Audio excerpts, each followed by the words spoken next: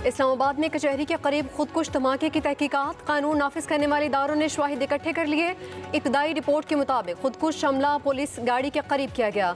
हमलावर मोटरसाइकिल पर police van के करीब आया। धमाके की फौरी बाद जजेस, वकला और साइलिन को कचहरी से निकाल दिया गया। इस्लामाबाद की security high alert, red zone की जानिब जाने वाले तमाम रास्ते बंद, इजाफी नफरी तलब, अहम इमारतों, मेट्रो बस स्टेशन पर भी पुलिस तैनात, गाड़ियों और मोटरसाइकिलों की कड़ी जांच पड़ताल।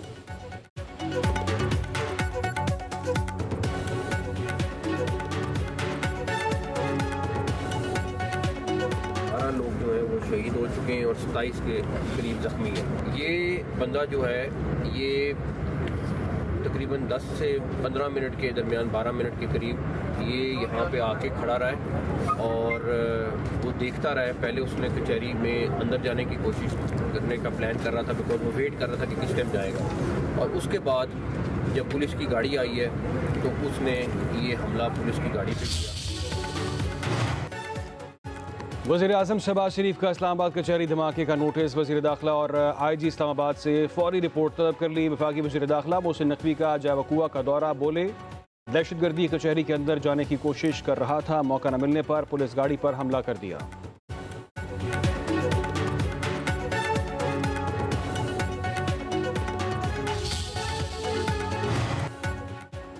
हम हालत जंग में हैं। इस्लामाबाद तक इस जंग को लाना काबुल से एक पैगाम है। पाकिस्तान भरपूर जवाब देने की क़ुव्वत रखता है।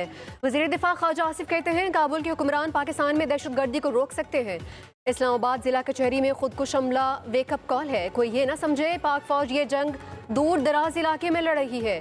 इस माहौल में अफगानिस्तान से कामयाब मुज़ाकरात की उम्मीद रखना फजूल होगा।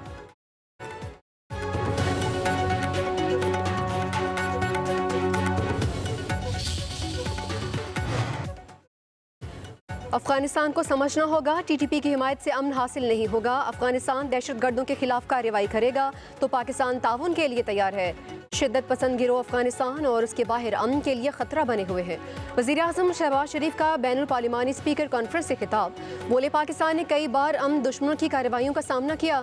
इस साल मशरकी सरहद पर जहारियत का सामना करना पड़ा। पाक फौज ने दुश्मन के अज़ाइम नाकाम बनाए, हमलावरों को सबक सिखाया है, दुनिया को दिखा दिया पाकिस्तान अपनी खुद मुख्तारी, इलाकाई सालमियत के तहफ़्फ़ुज़ के लिए हर कीमत अदा करेगा। वज़ीर-ए-आज़म ने मज़ीद कहा कि अमन और इस्तेहकाम ही पायदार तरक्की की बुनियाद है। पार्लिमानी रहनुमाओं को एक प्लेटफॉर्म पर लाना पाकिस्तान के लिए बाइस फ़ख्र है। कॉन्फ्रेंस से पार्लिमानी राबितों को फ़रोग़ मिलेगा।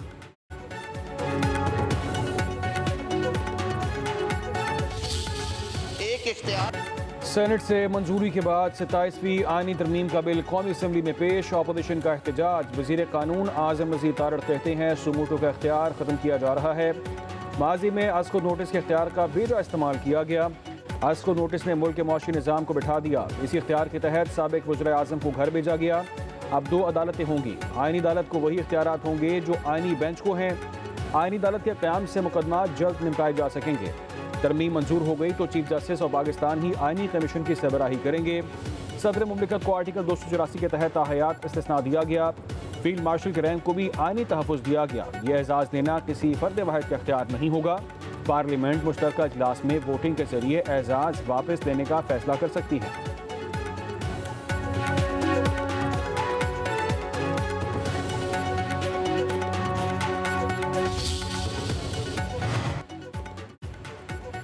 कानून के सामने जवाबदेह होना ही कानून की अमलदारी है। दुनिया भर में अवाम के सामने जवाबदेह होना ही जमहूरियत है।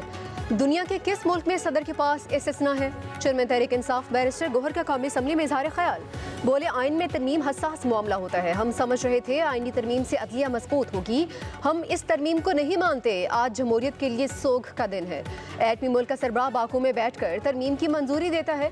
बैरिस्टर गौहर ने 27वीं तरमीम को बाकू तरमीम करार दे दिया। कहा इक़्तिदार में आकर उन्होंने अपने केसेस खत्म करवाए, अब इस्तिस्ना मिल रहा है।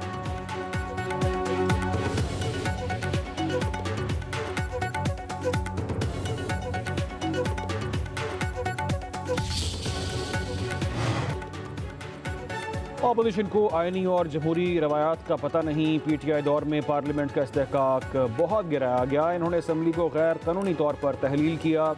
पीपल्स पार्टी के रहनुमा शाज़िया मरी का कौमी असम्बली में इज़हार ख्याल, कहा अपोजिशन बेंचेस पर जनरल मुशर्रफ के हामी बैठे हैं।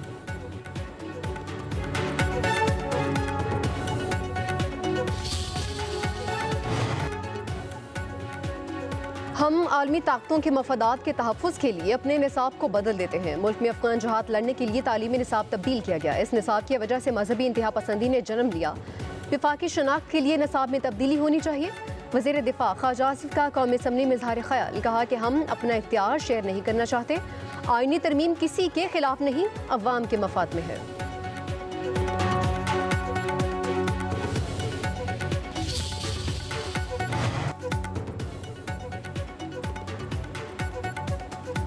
पाकिस्तान में कानून की अमलदारी खत्म हो गई। आईनी अदालत के जजेस वज़ीर आज़म अपनी जेब से निकाल कर बनाएंगे। हारे हुए लोगों को हुकूमत देकर जाली 2/3 अक्सरियत दी गई। तहरीक इंसाफ के रहनुमा सलमान अख्तर राजा की न्यूज़ कॉन्फ्रेंस, बोले आइन से खिलवाड़ करने वालों और करप्शन करने वालों को कानून से मुबर्रा कर दिया गया। कोई शख्स कानून से ऊपर नहीं। ऐसे सदर को ताहयात इस्तिस्ना दिया गया जिसके खिलाफ मुकदमा थे। अल्लामा नासिर अब्बास बोले पाकिस्तान बेआईनी हो चुका है। ये पाकिस्तान की सालमियत, इज्जत और वकार पर हमला है।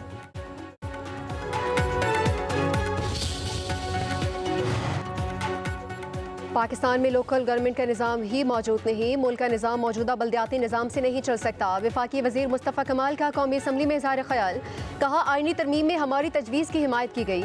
MKM की तजावीज़ पर मुश्तमिल 28वीं तरमीम जल्द ऐवान में आएगी। वज़ीर आज़म शहबाज शरीफ और वफाकी काबीना के शुक्रगुजार हैं।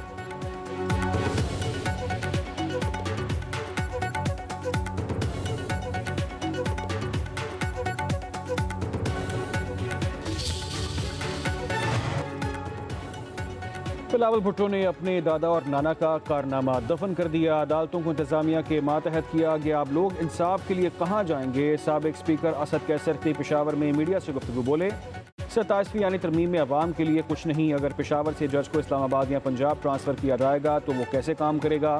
अब तो सिर्फ अल्लाह की अदालत रह गई है।